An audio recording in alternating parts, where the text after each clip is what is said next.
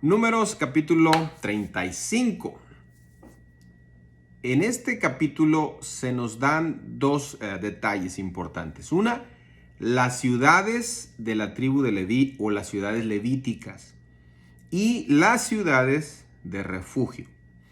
Es decir, a los hijos de Israel, dentro de los hijos de Israel, los levitas no iban a heredar tierra porque estaban comprometidos al 100% con las cosas de Dios. Eran los que iban a atender en el área espiritual a todo el pueblo de Israel.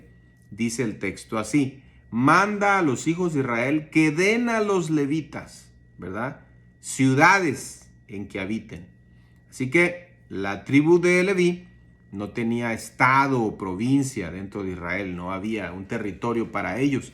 Así que Dios les manda a todas las otras tribus a darles ciudades para que pudieran vivir distribuidos en toda Israel, porque cada una de las tribus, repito, cada uno de los estados, territorios, iba a entregarles ciudades. Además de las ciudades, les iban a entregar ejidos, es decir, un campo, para que ellos pudieran pastorear, cuidar a sus animalitos y para la agricultura, pero en pequeña escala, porque hasta se les da las medidas. De los versos 4 al 5 se les da las medidas de los ejidos alrededor de cada ciudad. Y de los versos del 6 al 8 se nos dice el número de ciudades levíticas o que les darían a la tribu de Leví y su distribución. Habría un total de 48 ciudades para los levitas. Y de esas 48, 6 ciudades de refugio. O sea, 42 ciudades y 6 adicionales. Las ciudades debían ser distribuidas proporcionalmente a través de la nación, de modo que donde había poblaciones más grandes, habría más ciudades de los levitas, para que nadie en Israel estuviera lejos de una ciudad de refugio. Ahora, la ciudad de refugio, de los versos 9 al 24, se nos habla de estas ciudades de refugio. Dice lo siguiente: ciudades de refugio tendréis, donde huya el homicida que hiere a alguien de muerte sin intención, y os serán aquellas ciudades para refugiarse del vengador, y no morirá el homicida hasta que entre en juicio delante de la congregación.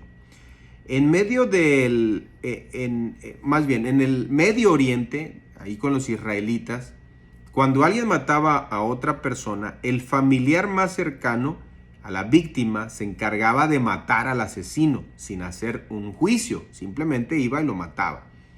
Con su propia mano el familiar tomaba venganza sin importar si era justo o no. Entonces, cuando Moisés da estas leyes a los hijos de Israel, el vengador de delito de sangre, digámoslo así, estaba muy entrañado en ese sistema de justicia, ¿no? Y pues no se podía cambiar esa regla inmediatamente.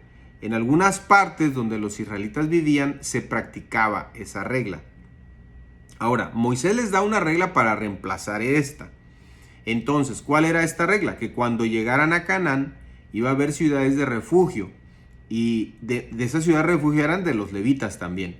Así que cuando alguien mataba a alguien por descuido, porque no era algo voluntario, entonces esta persona podía correr a esa ciudad de refugio, y si el vengador no lo alcanzaba hasta que entrara a la ciudad de refugio, estas ciudades estaban cerca, y obviamente si la persona que mataba por descuido a alguien, si asesinaba por descuido a alguien, pues llevaba ventaja, ¿no? Iba a huir a esa ciudad de refugio, y cuando llegara adentro, el vengador, que tenía por ley derecho a matarlo, si ese culpable se encontraba dentro de la ciudad de refugio, no podía hacerle nada.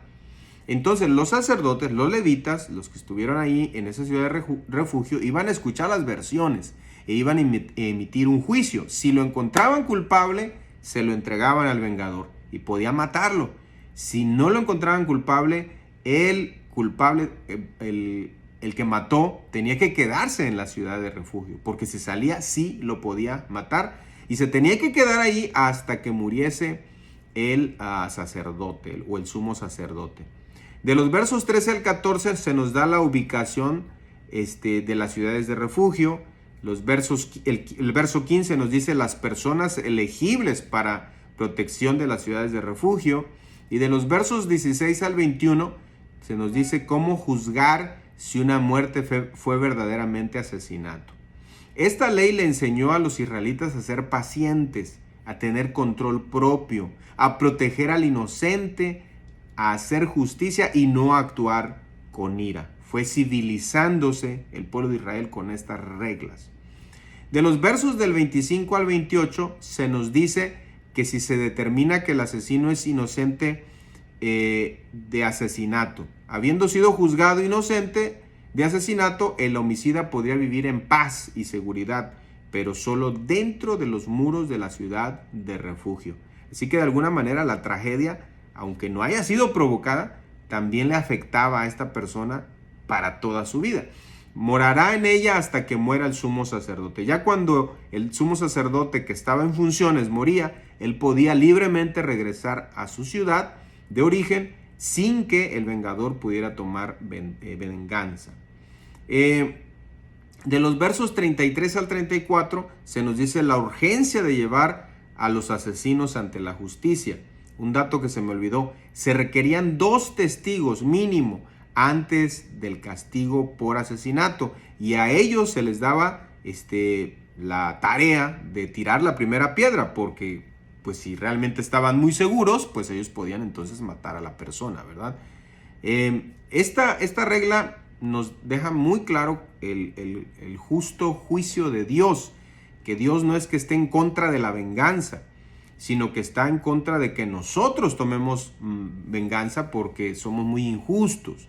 Pero Dios en estos casos en el Antiguo Testamento permitía que hubiese la justicia. Hoy en día, gracias a Dios, tenemos sistemas de justicia, bueno, supuestamente, ¿verdad? Mejor elaborados, y ahora son los gobiernos y el Poder Judicial que se encarga de estas cosas. Sin embargo, Dios es un Dios justo y Él está de acuerdo en que debe pagar a aquel que ha hecho algo malo.